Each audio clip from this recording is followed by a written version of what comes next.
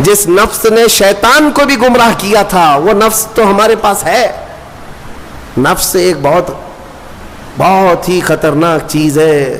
اسی سے لڑنے کو میرے آقا نے جہاد اکبر کہا. جو اپنے نفس کے خلاف لڑائی کرے گا وہ جہاد اکبر ہے, بڑا جہاد ہے. تو بہرحال آدم علیہ الصلاۃ والتسلیم کی پیدائش ہوئی اور آپ کو وہاں سے جنت میں رکھا گیا. اب یہاں پر کچھ باتیں مجھے عرض کرنی ہے, وہ یہی ہے کہ آدم علیہ السلام کو جب ساری چیزوں کے نام بتائے گئے اور سب کچھ علم دیا گیا اور پھر جنت میں رکھا گیا. جنت کیسی ہے؟ وہاں کسی چیز کی کمی ہے؟ کوئی چیز کی کمی نہیں, ساری نعمتیں ہیں. لیکن اس کے باوجود آدم علیہ السلام کو کچھ بے قراری تھی. کیوں؟ اس لیے کہ انسان جو ہے تنہا نہیں رہتا, انسان کو کوئی دوسرا انسان چاہیے. انس سے بنا ہے انسان, انس کہتے ہیں محبت کو. اس کے فطرت میں ہے یہ کھچاؤ, دوسرے کے ساتھ اس کا کھچاؤ ہے, لگاؤ ہے, دوست بناتا ہی ہے, اکیلا نہیں رہے گا انسان. تو آدم علیہ السلام کو جو یہ بے قراری تھی وہ تنہا ہونے کی. پھر ایک دن اللہ رب العزت نے ان کی بائیں پسلی سے کچھ حصہ نکالا اور اس سے ایک عورت کو بنایا گیا, وہ حضرت حوا تھی. ہاں اتنی بات میں آپ کو بتا دوں, آدم علیہ السلام کی پیدائش وہ کس جگہ ہوئی اللہ بہتر جانے, کوئی تو جگہ ہوگی, لیکن عورت کی پیدائش تو جنت کے اندر ہوئی. کہاں ہوئی ہے؟ جنت کے اندر ہوئی ہے. ہاں جنت میں پیدا ہوئی ہے عورت, یہ اس کا مقام ہے اور یہ جنتی چیز ہے. اللہ تبارک و تعالیٰ نے اس میں جو خوبصورتی رکھی ہے عورت کے اندر وہ جنت کی کشش ہے. جب حضرت آدم علیہ السلام حضرت حوا کو دیکھتے ہیں, آپ کو پتا ہے حضرت حوا دنیا کی سب سے خوبصورت عورتوں میں سے ایک ہے, سب سے خوبصورت تھی. آدم علیہ السلام ان کی طرف ہاتھ بڑھانے لگے. رب تعالیٰ کا حکم ہوا, آدم تمہارے لیے حلال نہیں, تم اس کا مہر ادا کرو. مہر دینا یہ جنتی قانون ہے, آج بھی ہمارے نکاح میں مہر رکھا جاتا ہے.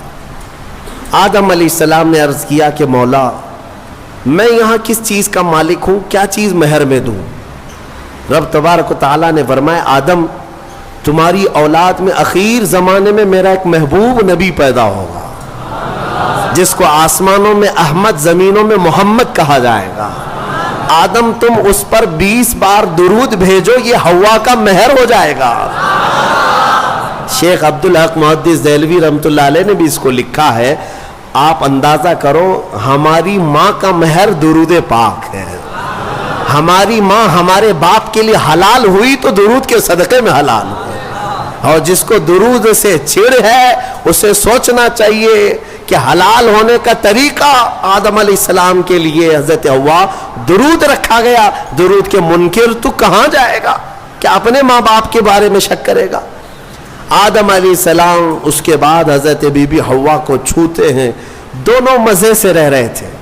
قرآن میں اللہ فرماتا یا آدم اسکن انت وزوجک الجنت فکلا منہا حیث شئتما. رب فرماتا ہے تم اور تمہاری بیوی جنت میں رہو, جو چاہے کھاتے رہو, جہاں سے من کرے کھاؤ. جنت میں گھومتے رہو, پھرتے رہو, ساری چیزیں تمہارے لیے اب حلال ہیں. لیکن رب نے فرمایا تھا ولا تقربا ہذہ الشجرہ, ایک درخت ہے اس کے قریب مت جانا, ایک درخت ہے اس کے قریب مت جانا. اللہ کی طرف سے منع تھا, وہ درخت کے قریب جانے کی ممانعت آئی تھی. تو ہوا کیا, ابلیس لعین جو بارگاہ سے مردود ہو گیا تھا, اب اس کی ڈیوٹی ہو گئی تھی کہ آدم علیہ السلام کو بہکائیں یا پھر ان کی ذریت کے خلاف کچھ نہ کچھ سازشیں کرتے رہے. اس کی ڈیوٹی ہو گئی تھی. اس وقت تک وہ فرشتوں میں بھی جاتا آتا تھا, جنت کے دروازے تک بھی پہنچتا تھا. روایات یہ بتاتی ہیں کہ ایک دن جنت کے قریب وہ گیا, آدم علیہ السلام اور حضرت حوا کو بلایا, کہا کہ تمہیں پتہ ہے اس درخت کے قریب جانے سے کیوں منع کیا گیا ہے؟ آدم علیہ السلام نے پوچھا کیا بات ہے؟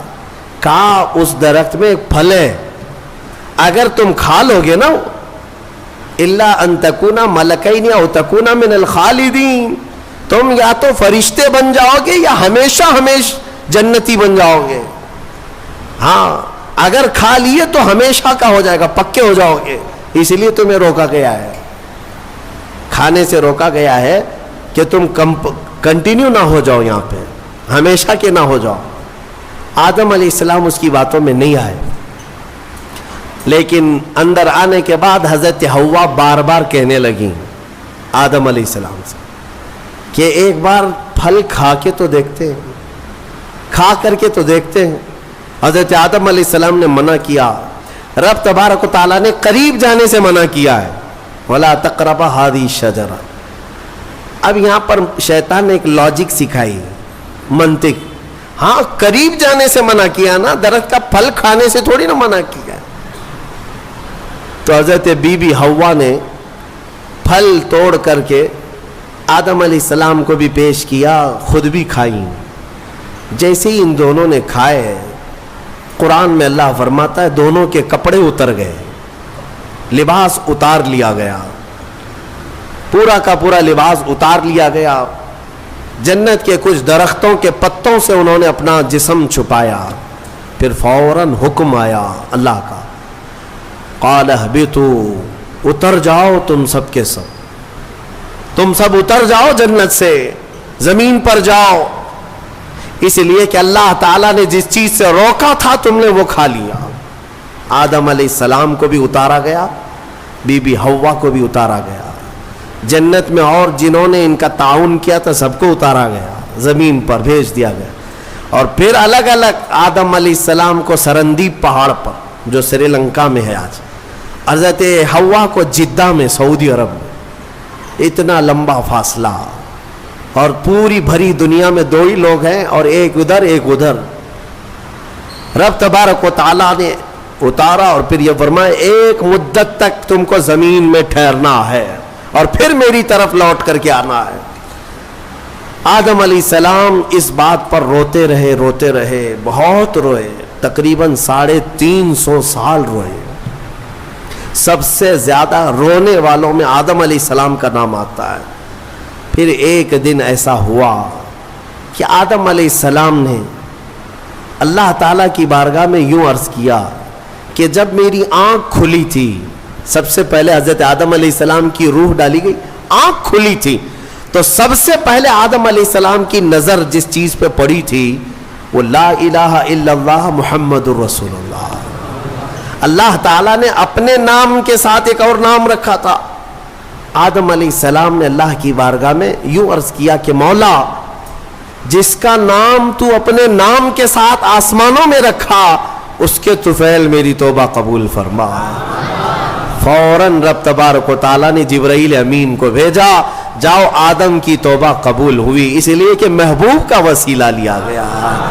ہاں اسی لیے ہمارے امام بریلی کے تاجدار فرماتے ہیں وہ جہنم میں گیا جو ان سے مستغنی ہوا، ہے خلیل اللہ کو حاجت رسول اللہ کی، ہے خلیل اللہ کو حاجت رسول اللہ کی، عرش حق ہے مسند رفعت رسول اللہ کی، دیکھنی ہے حشر میں عزت رسول اللہ کی. یہ اتنا ہی نہیں میرے عزیزو، تمہیں کیا خبر، قیامت کے دن کے بارے میں بھی اعلیٰ حضرت فرماتے ہیں خلیل و نجی مسیح و صفی سبھی سے کہیں نہ بنی. قیامت کے دن یہ قوم کہاں کہاں جائے گی؟ سارے نبیوں کے پاس جائے گی. سب کیا کہیں گے؟ میرے علاوہ کسی اور کے پاس جاؤ. ہاں حضور فرمائیں گے آؤ میں تمہاری شفاعت کے لیے ہوں. اس کو اعلیٰ حضرت فرماتے ہیں خلیل و نجی مسیح و صفی سبھی سے کہیں نہ بنی، یہ بے خبری کی خلق پھری کہاں سے کہاں تمہارے لیے. یا رسول اللہ کہاں سے کہاں تمہارے لیے، دہن میں زبان تمہارے لیے، بدن میں ہے جان تمہارے لیے، ہم آئے یہاں تمہارے لیے، اٹھے بھی وہاں. الحمدللہ حضرت آدم علیہ السلام کی توبہ قبول ہوئی. اس کے بعد آپ کو حکم ہوا حج پہ جانے کا. آپ حج کے لیے آئے. کعبہ اس وقت موجود تھا، فرشتوں کا تعمیر کیا ہوا تھا. آدم علیہ السلام سفر کر کے گئے حج کے لیے. یہاں سے ایک بات میں عرض کرتا ہوں، دنیا کا پہلا حج ہندوستان کی سرزمین سے ہوا. آدم علیہ السلام اسی زمین سے گئے. اور ہمارے لیے فخر کی بات یہ ہے کہ یہ ہندوستان ہمارے باپ کی زمین ہے. ہاں آدم علیہ السلام باپ ہے کہ نہیں ہے؟ ہمارے باپ کی زمین ہے. الحمدللہ ہم اپنے باپ کی زمین پر قائم ہیں. ہاں کسی کے باپ کی نہیں ہے. اور فخر سے رہو, خوشی سے رہو. اللہ تبارک و تعالیٰ نے زمین پر تمہیں قرار دیا. آدم علیہ السلام جب وہاں پہنچے تو عرفات کے میدان میں حضرت حوا سے ملاقات ہوئی. پھر اس کے بعد زندگی کی ابتدا ہوئی, اولاد شروع ہوئی آدم علیہ السلام کی. پھر نسل انسانی کا ایک بہت بڑا سلسلہ شروع ہوا, اور اسی نسل انسانی کی برکت ہے کہ ہم اور آپ زمین پر آج موجود ہیں, اسی آدم علیہ السلام کی نسل سے. ایک اور بات خاص طور پر عرض کرنا ہے, وہ یہ ہے کہ آدم علیہ السلام کہاں سے اتارے گئے تھے؟ میں نے ابھی آپ کے سامنے عرض کیا, کہاں سے اتارے گئے تھے؟ جنت سے اتارے گئے تھے. جنت سے اتارے گئے, اور جہاں سے آئے ہیں وہیں پر جانا چاہیے. اسی لیے کہا گیا انسان کو کہ تیرا اصلی وطن جنت ہے. تیرا اصلی وطن کیا ہے؟ جنت ہے. بچہ جب ماں کے پیٹ سے پیدا ہو کر کے دنیا میں آتا ہے تو روتا آتا ہے نا, دیکھا ہے نا آپ نے, روتے ہوئے آتا ہے. کیوں روتے ہوئے آتا ہے؟ بزرگوں نے فرمایا, خود میرے مرشد گرامی حضور تاج الشریعہ رحمت اللہ تعالی تشریح فرماتے تھے کہ بچہ روتا ہوا اس لیے آتا ہے کہ اس کا اصلی وطن چھوٹ گیا. کون سا؟ جنت میں تھی. ہماری روحیں آنے سے پہلے کہاں تھی؟ جنت میں تھی. اصلی وطن جب بھی چھوٹتا ہے تو روتا ہوا آتا ہے. اور اسی لیے شاعر کہتا ہے, شاعر کیا کہتا ہے کہ یاد داری کے وقت زادنے تو ہما خنداں بودند تو گریاں. اے انسان تجھے معلوم ہے جب تو پیدا ہوا تھا سب ہنس رہے تھے اور تو رو رہا تھا. ماں بھی ہنس رہی تھی, باپ بھی ہنس رہا تھا, خوشی میں سب پیڑے بانٹ رہے تھے, جلیبیاں بانٹ رہے تھے, ہیں سب خوش تھے کہ تو پیدا ہو. لیکن تم کیا کر رہے تھے؟ تم تو روتے ہوئے آئے تھے. چنا زی کے وقت مردنے تو ہما گریاں بودند تو خنداں. شاعر کہتا ہے اے انسان اب زندگی ایسی گزار کر جا کہ جب تیرے جانے کا وقت ہو تو سب رو رہے ہو اور تیرے لبوں پہ مسکراہٹ ہو. تو ہنستا ہوا جا. کون ہنستا ہوا جائے گا؟ جسے اپنے وطن پر جانے کا شوق ہو, اپنے اصلی وطن جانے کا جسے بھی شوق ہوگا, موت کے وقت اس کے لبوں پہ مسکراہٹ ہوگی. اور جسے جہنم جانے کا ہوگا, خاک مسکرائے گا, خاک مسکرائے گا. وہ تو ملک الموت کی شکل دیکھ کر کے لال پیلا ہو چکا ہوگا.